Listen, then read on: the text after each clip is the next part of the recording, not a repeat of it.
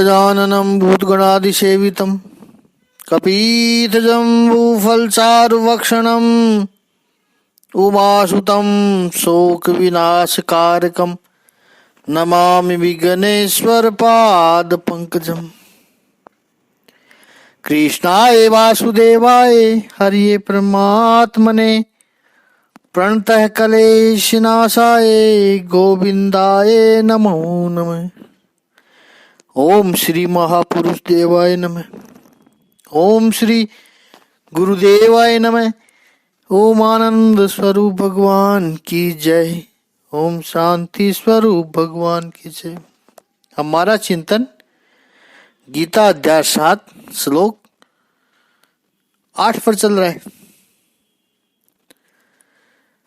प्रभु कहते हैं, हे कुंती पुत्र, मैं जल का स्वाद हूं, सूर्य तथा चंद्रमा का प्रकाश हूं, वैदिक मंत्रों में ओंकार हूं, आकाश में ध्वनि मैं ही हूं तथा मनुष्य में सामर्थ्य हूं।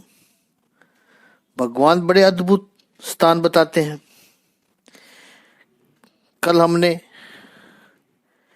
पांचों महाभूतों की तन मात्रा और संबंधित इंद्रियों का चिंतन किया। प्रभु जो भी विभूति अपनी बता रहे हैं उसमें उसका मूल सिद्धांत है, वो याद रखना है। वो इन श्लोकों को समझने में बहुत सहायता करेगा। दृश्य जगत का दृष्टांत देकर अदृश्य जगत की बात बता करके उसमें छुपे अदृश्य तत्व में प्रभु स्वयं है। क्या सिद्धांत है? दृश्य जगत का दृष्टांत दे करके दृश्य जगत की बात बता करके उसमें छिपे अदृश्य तत्व में प्रभु स्वयं है, ये बता रहे हैं। यही धारणा हमें अपने मन में स्थिर रखनी है आने वाले कुछ श्लोकों को समझने के लिए। और जब भी भगवान अपनी किसी भी विभूतियों का वर्णन करेंगे तब तक ये बात मन में स्थिर रखनी जरूरी है, ध्यान में रखना है। How to find the supreme, the unseen in the seen words. यही विभूतियों का कौशल्य है, दृश्य में अदृश्य का अनुभव करना। कल हमने गुलाब के पुष्प का दृष्टांत दिया था। ईश्वर ने गुलाब इसलिए बनाया कि उस गुलाब के पुष्प के माध्यम से आप प्रभु के पास पहुंचो। रसिक वो नहीं कि रस के साधन को छिन्न भिन्न कर दे। रसिक वो है जो रस के साधन के माध्यम से रसेश्वर के पास पहुंचे, भगवान के पास पहुंचे, रसेश्वर से जुड़ जाए। और रसेश्वर से जुड़ना ही रास है। नाचना कूदना रास नहीं है। जहां जहां रस देखा उस रस के सौंदर्य को निमित्त बनाकर रस के ईश्वर से जुड़ा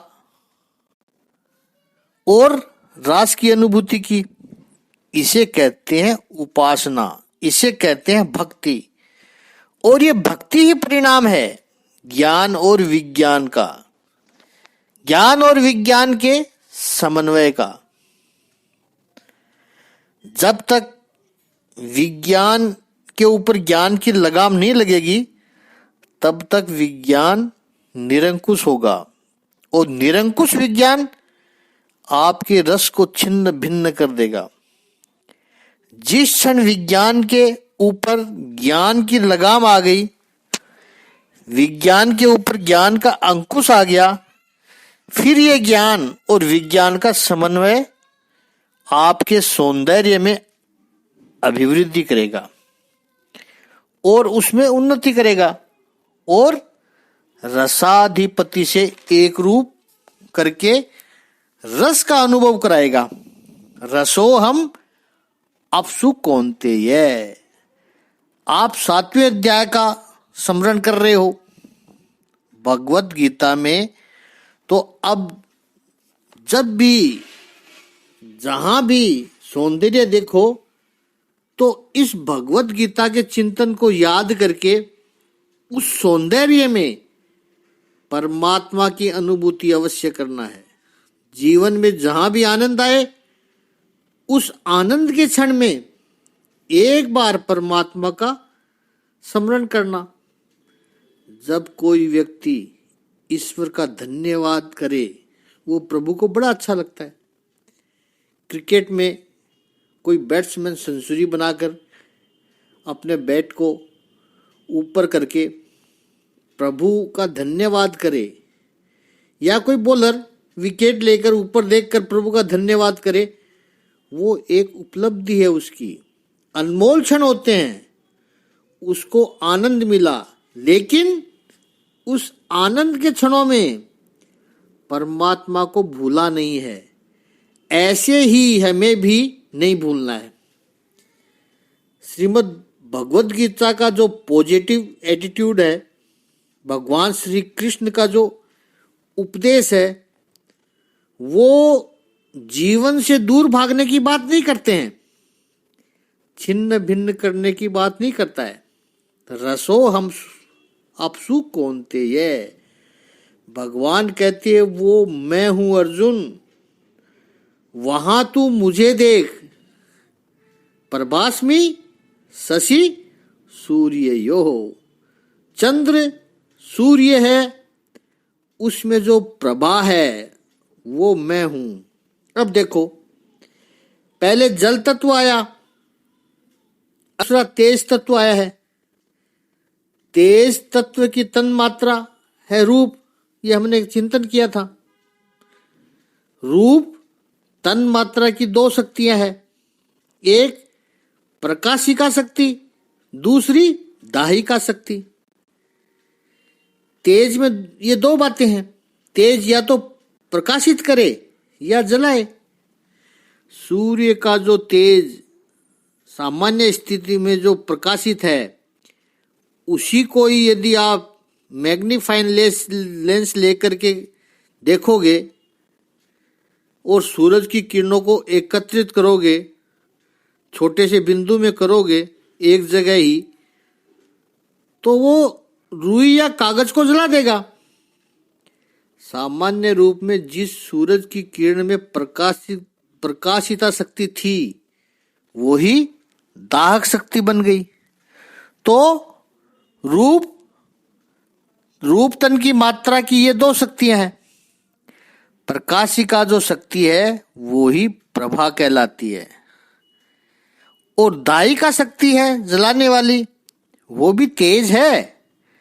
उसमें भी ये याद रखना है कि प्रकाशिका शक्ति दाहिका शक्ति के बिना रह सकती है, लेकिन दाहिका शक्ति प्रकाशिका शक्ति के बिना नहीं रह सकती है।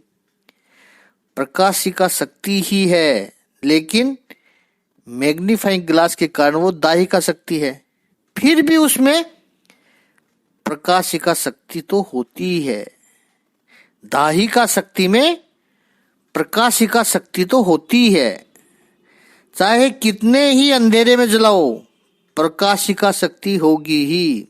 यानी दाहिका शक्ति में प्रकाशिका शक्ति आएगी। प्रकाशिका शक्ति पूर्णिमा का जो चंद्र हो प्रकाशित करता है, उसमें लाइट है, पर वो आपको जलाता नहीं है, बल्कि चंद्र का प्रकाश औषधियों को पुष्टि देता है। तो यहां जो सूर्य और चंद्र की जो प्रकाशिका शक्ति है, उसको ग्लोरीफाई करने के लिए, उसका वर्णन करने के लिए भगवान ने इस प्रभा शब्द का प्रयोग किया है। 9वें श्लोक में प्रभु जब दाहिका शक्ति की बात करेंगे तब कहेंगे तेजः च अस्मि विभावसौ।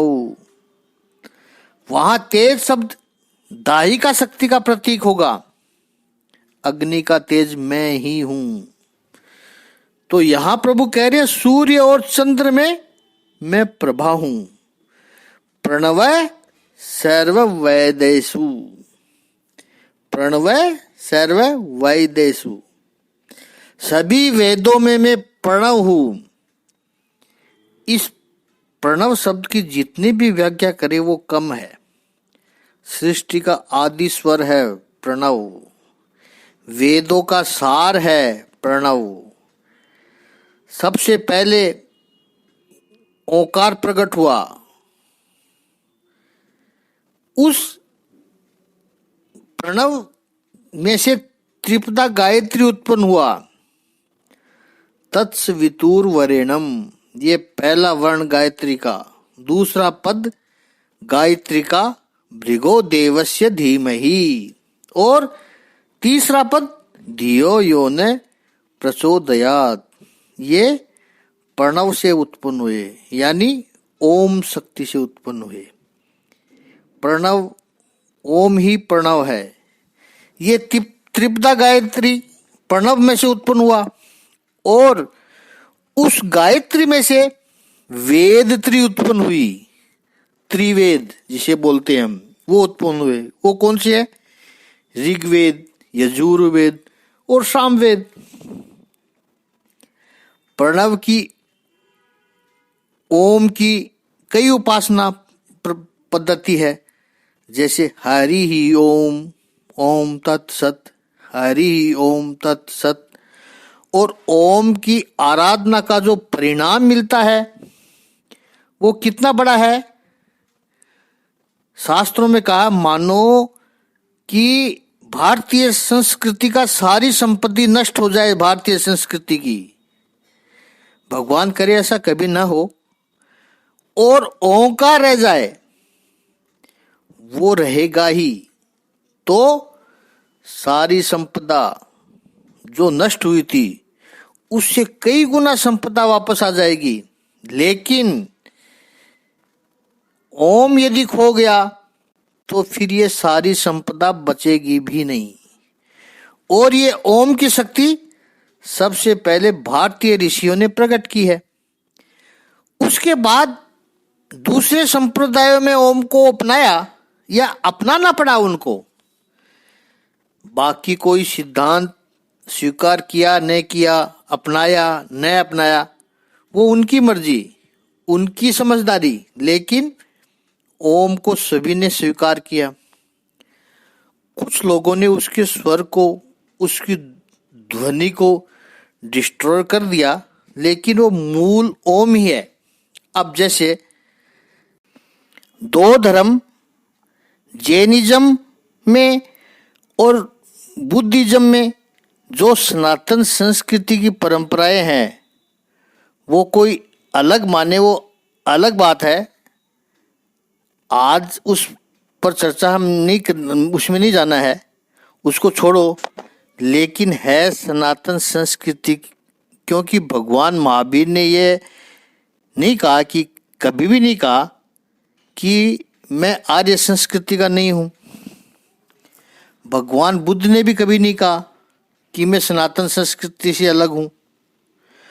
बुद्ध ने तो हमेशा यही कहा कि मैं आर्य संस्कृति की बात करता हूँ। तो भगवान महावीर या भगवान बुद्ध ने कभी स्वयं को अलग नहीं माना है।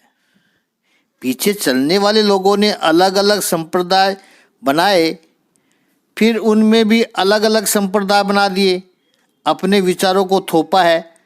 वो मानव स्वभाव है, उनका भगवान भला करे। क्योंकि बुद्धिज्म में और जैनिज्म में कितनी ही शाखाएं हैं, एक धर्म में रहकर भी एक नहीं हो सकते हैं वे लोग। लेकिन सनातन वैदिक संस्कृति की ये जो दो परंपराएं अलग, जो 2500 वर्ष पहले प्रकट हुई, उन्होंने वेदों के, उपनिषदों के कुछ सिद्धांत अपनाए, कुछ नहीं अपनाए, लेकिन ओम को स्वीकार किया। बुद्ध ने भी ओम को स्वीकार किया और महावीर ने भी स्वीकार किया।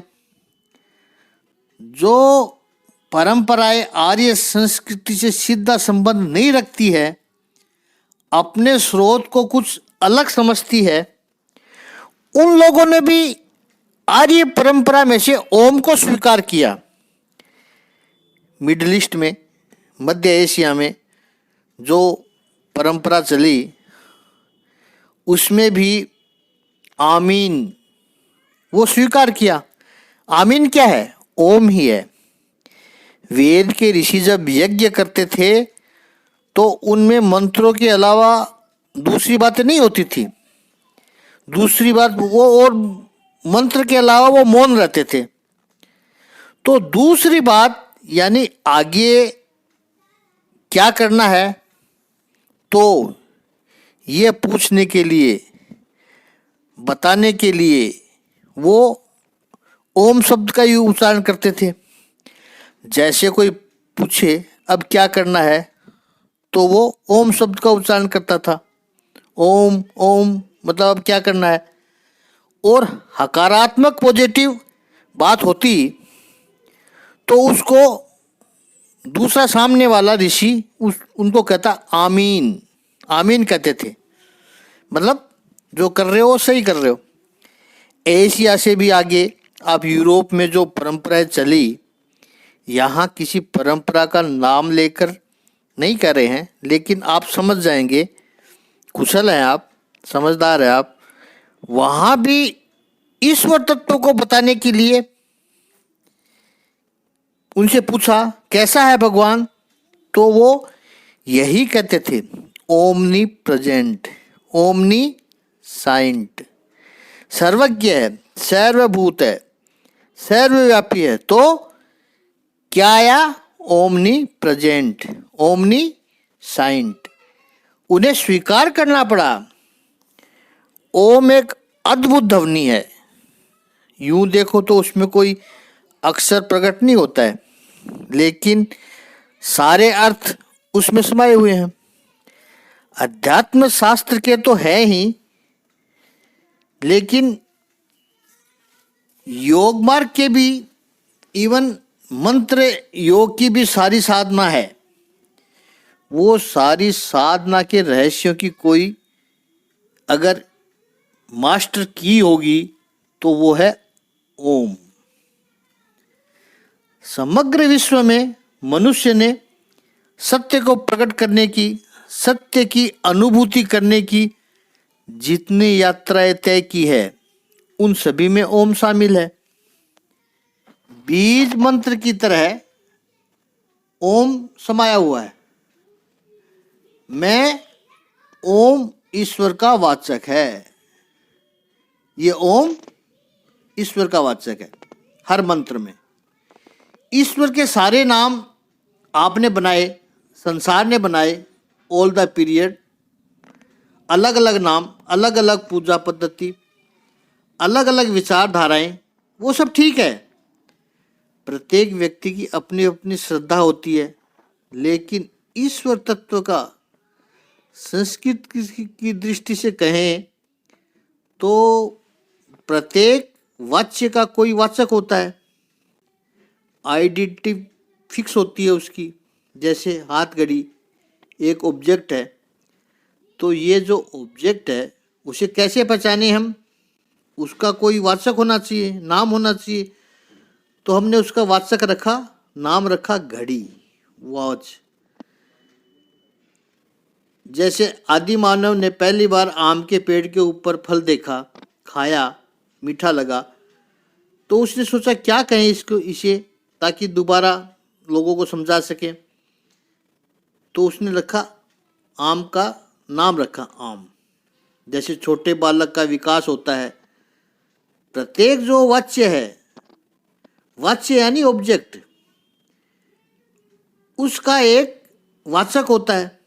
तो जो परब्रह्म तत्व है, ईश तत्व है, उसका वाचक कौन? क्योंकि वो तो निर्गुण, निरंजन, निराकार, यत्र तत्र सर्वत्र व्याप्त है, सर्वव्यापी है। लेकिन मैं उसको देख नहीं सकता हूँ, सुन नहीं सकता हूँ, लेकिन वो है, ये मुझे पता है। How do I know? कैसे बताए उसको? उसका वर्णन कैसे करें? तो प्रणवय, वो प्रणव का अर्थ ये प्रणवय इन शब्द से नहीं है, तो ओम से है।